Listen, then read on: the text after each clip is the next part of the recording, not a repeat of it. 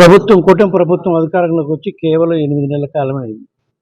మనం ఏ సమస్య అయితే ప్రజలు ఆ సమస్య వాళ్ళు హామీలు ఇచ్చి హామీ అమలు చేయక ప్రజలు ఇబ్బందుల్లో ఉన్నారో వాటి మీద పోరాటం చేయటం మేము ఆల్రెడీ ప్రారంభించాం.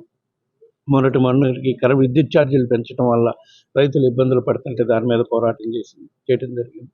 అదేవిధంగా చదువుకునే విద్యార్థులకి ఫీజు రియంబర్స్మెంట్ కాలేజీలకి చెల్లించకపోవటం వల్ల విద్యార్థులు చదువులు ఇబ్బంది పడే పరిస్థితుంది కాబట్టి దానిపై కూడా రేపు 5వ తారీఖు పోరాటం చేసే కార్యక్రమం చేస్తాం.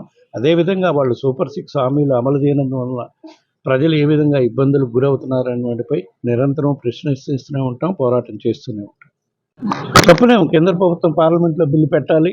జమిలీ బిల్లు ఏపీసీకి పంపించారు, అది joint parliament committee bill pass అయినాక ఇప్పుడు పెట్టినా వైఎస్ఆర్ కాంగ్రెస్ పార్టీ తరఫున మనం ప్రజలు కూడా రెడీగానే ఉన్నారు. ఎందుకంటే వీళ్ళు ఇచ్చిన హామీలు అమలు చేయక ప్రజలు ఇబ్బందుల పరిస్థితి వచ్చే పరిస్థితి ఇప్పటికే మనకు కనిపిస్తుంది. కాబట్టి రాబోయే రోజుల్లో ఎప్పుడు ఎలక్షన్ జరిగినా సరే మళ్ళా జగన్మోహన్ రెడ్డి గారు వైఎస్ఆర్ కాంగ్రెస్ పార్టీ తరఫున ముఖ్యమంత్రిగా ఈ రాష్ట్రంలో తప్పకుండా వస్తారు. బడ్జెట్ కేంద్ర ప్రభుత్వం ఈరోజే బడ్జెట్ ప్రవేశపెడుతున్నారు. నేను అనుకోకుండా ఇక్కడికి రావటం వల్ల చూడలేదు. ఈరోజు సాయంకాలం గమనించి బడ్జెట్ మీద దానిపై మా పార్టీ తరఫున రియాక్షన్ గడిచే కార్యక్రమం చేస్తాం. ఇది పెంచలేదు చెప్పండి, కరెంట్ ఛార్జీలు పెంచలేదా?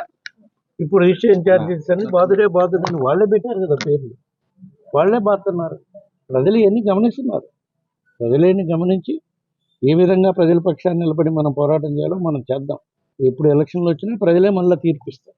సో ఒక భగవద్గీత లాగా, బైబుల్ లాగా, ఖురాన్ లాగా చూస్తారనేది ప్రజలకి తెలుసు. కాకపోతే వీళ్ళు మొన్న మభ్యపెట్టి సూపర్ 6 అని చెప్పి హామీలు ఇచ్చి అవన్నీ అమలు చేస్తారని ఆశించారు ప్రజలు.